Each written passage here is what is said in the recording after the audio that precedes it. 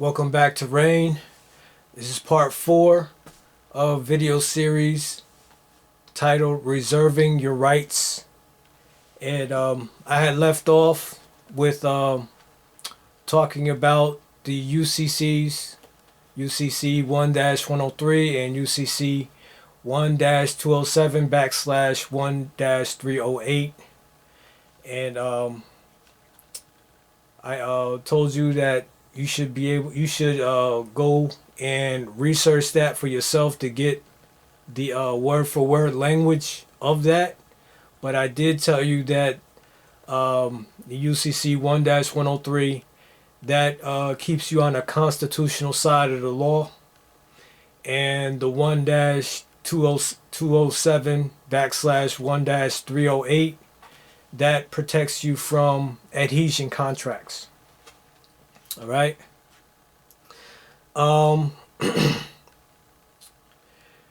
For this video, I would like to cover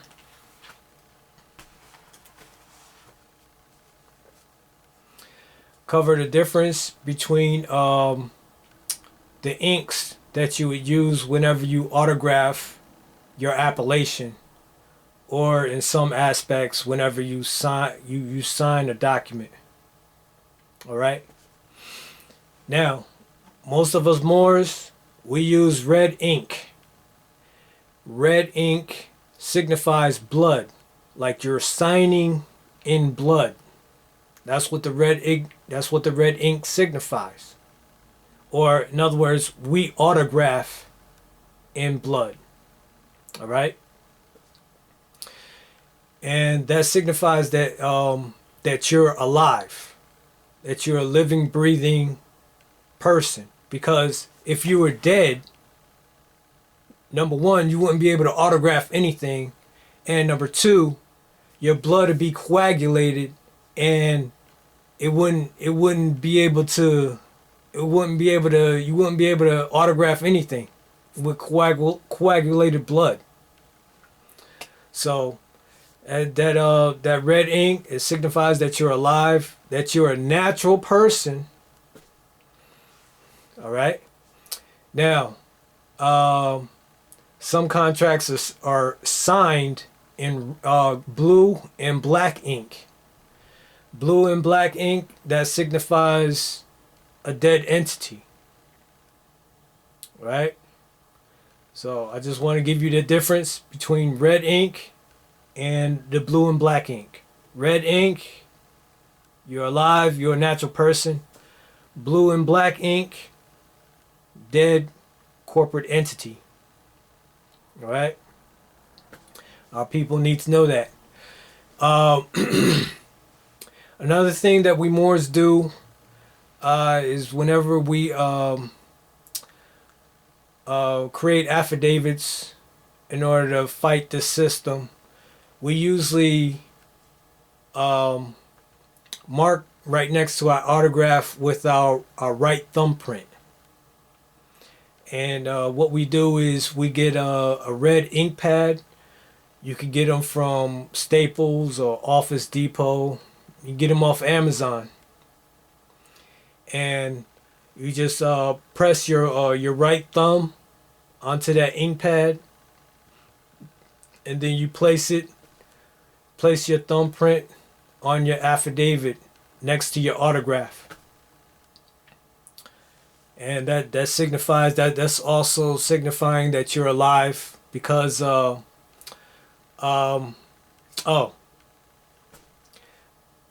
me take you back to John Wick movie, John Wick 2. Remember the guy, he had to prick his thumb, and he caused it to bleed, and he placed his thumbprint in the book to signify that, that John Wick completed the job.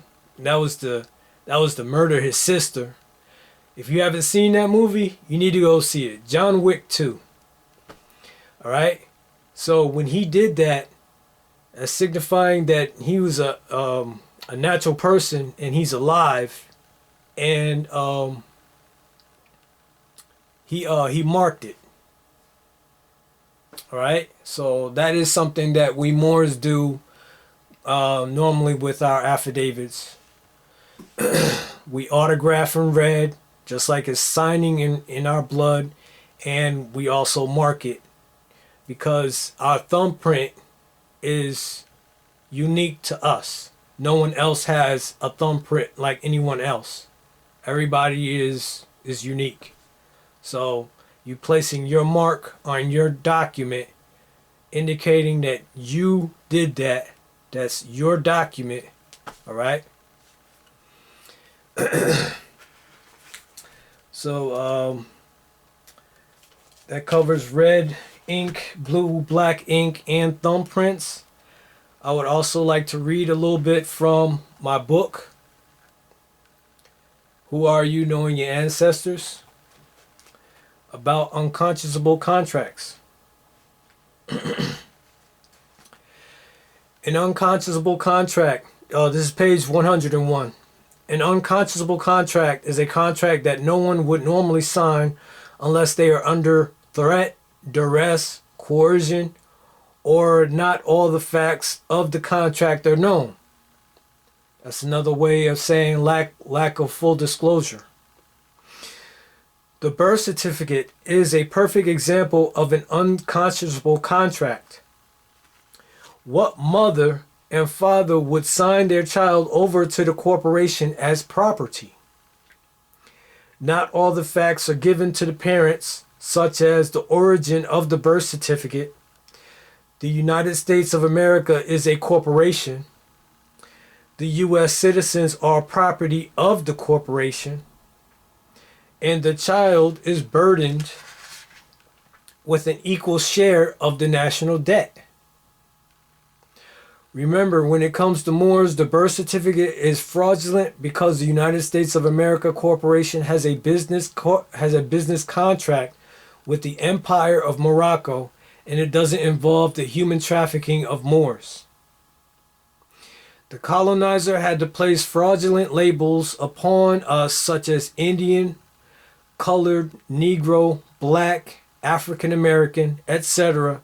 to make us stateless, a people of no nation, a people with no nationality, a people with no treaty protection. Then the corporation assumed the role as caretaker of these stateless people with the improperly ratified 14th Amendment. Now do you see why Noble Drew Ali was needed the most by our people?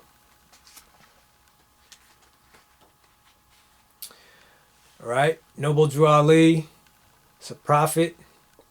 He's a prophet to everyone on the planet, but he came to us, the Moors of North America, because we needed him the most.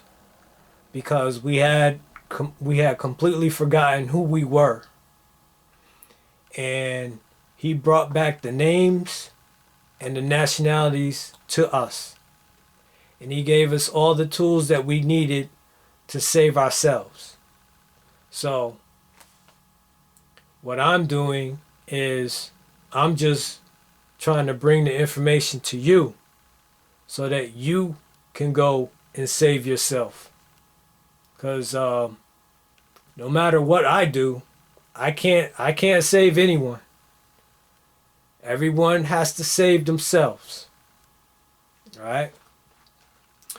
And I'd like to remind you that the business contract that I mentioned between the United States of America Corporation and the Empire of Morocco, as I said before, that United States of America entity was dissolved in 1933. All right?